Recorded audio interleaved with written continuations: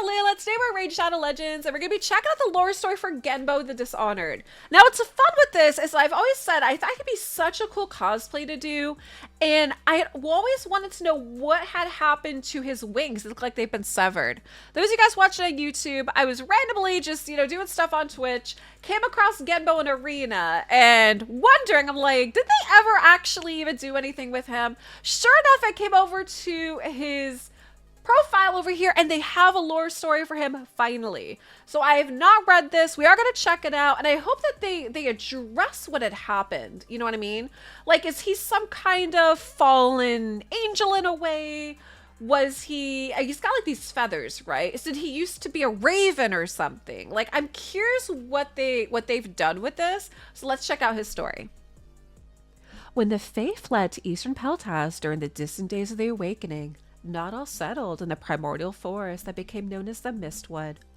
Some made new homes for themselves on the edge of the neighboring Cloudspire Mountains, amid snowy peaks and dark, craggy gullies. Among them was a Fae who would become known as Genbo the Dishonored.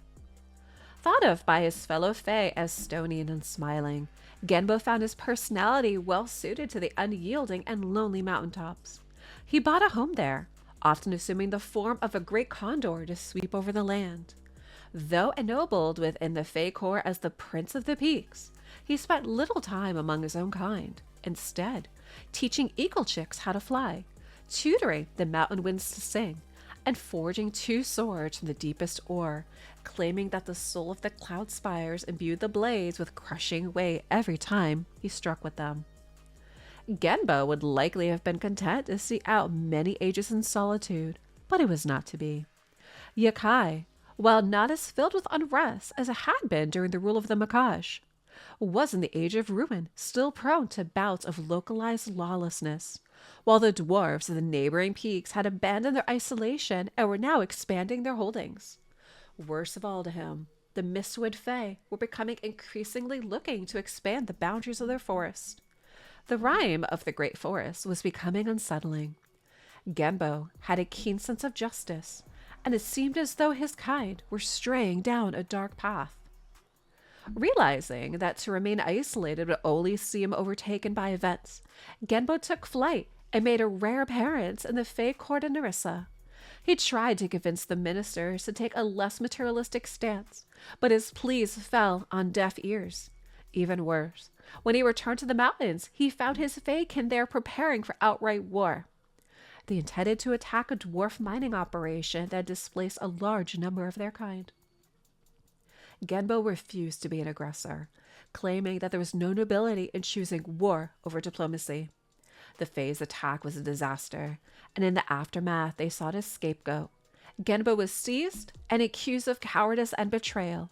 He refused to legitimize the court by mounting any defense, being as silent and unyielding as his mountain home.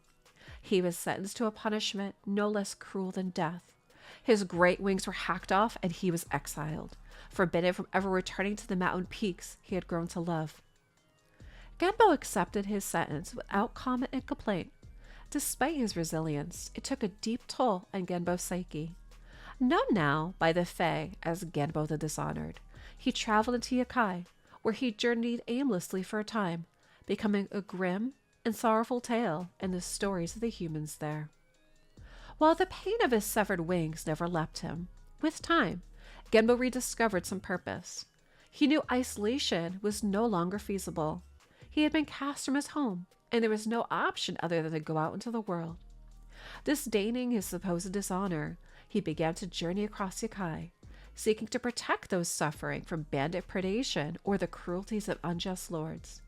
He searches still for a purpose outside of solitude, something to convince himself that the shame and sorrow he has